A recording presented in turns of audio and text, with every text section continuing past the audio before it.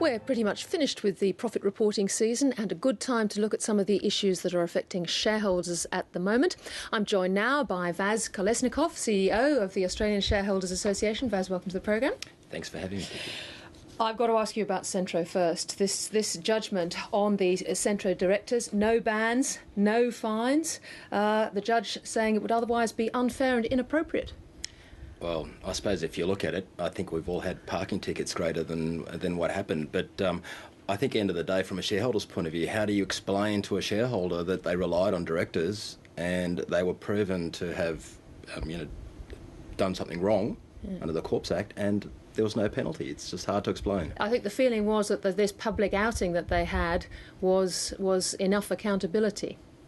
Well, somehow I just can't see that, to be honest. It's So you think there should have been significant ban or fines of some sort? Well, we have the Corporations Act, and ASIC, unfortunately, from Greg Medcraft's point of view, he's there to enforce the Corps Act, and unfortunately, they won their case and nothing happened. So what does that show to shareholders? What can they expect? Certainly, okay, they've been the directors have been seen to have not done their duties appropriately, but there has to be some form of penalty, larger than a parking ticket. We've just been through the reporting season, as I've said, a feeling generally that global uncertainty perhaps is now priced into stocks, and there are some cheap opportunities, do you think?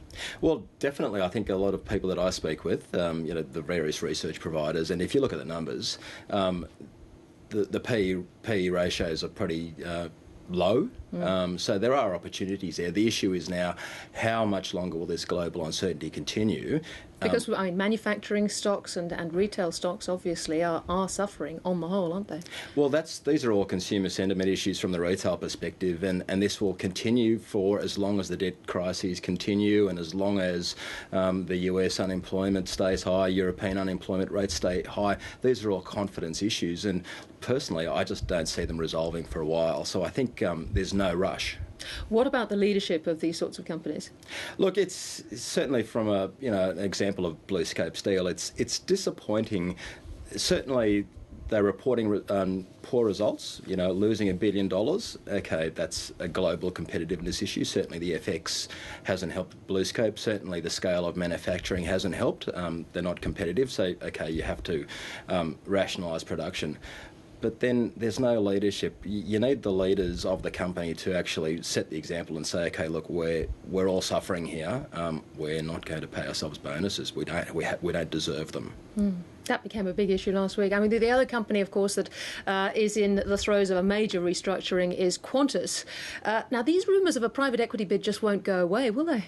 No. Well, look, I think Qantas, interesting time, good time for a private equity participant to go and look at an asset when it's we're almost all-time lows. What are you hearing about the bid, possibly? Well, look, I'm definitely hearing, and if I'm hearing it, I'm sure everybody else is hearing it, that there is a consortium out there running the numbers. Which might have overlapped with the old APA consortium, or these different players, or...? APA is definitely coming up. I think APA raised its head at about 13 years ago. Certainly, and 13 years ago, if we look at the timing of it as well, the Qantas stock price was pretty low at the time as well. If you look at it now, Qantas business, it's changing. They're looking at these new Asian businesses, firing a few people. Perfect time for private equity to come in, and sort of wrong time for shareholders really to be selling. It has to be low. One on the Commonwealth Bank results. It's interesting that somebody told me that retail analysts were invited both to a lunch with the Chief Executive, Ralph Norris, and to a dinner. Now, I imagine that you probably weren't invited to lunch or dinner. Is there an issue here with continuous disclosure, that retail investors don't actually get the same sort of presentation that the chiefs give to retail analysts? Look, and that's right, and that's the disappointment to me, that one thing I've been doing is writing to all the companies to say, look, let's start getting serious about engagement. You've got the analysts, you've got the instos, all the people really being courted by the companies and informing them. The only people in the dark and not engaged, disenfranchised, are the 33% of the average company shareholder base, which is the retail investor. They don't get a look in.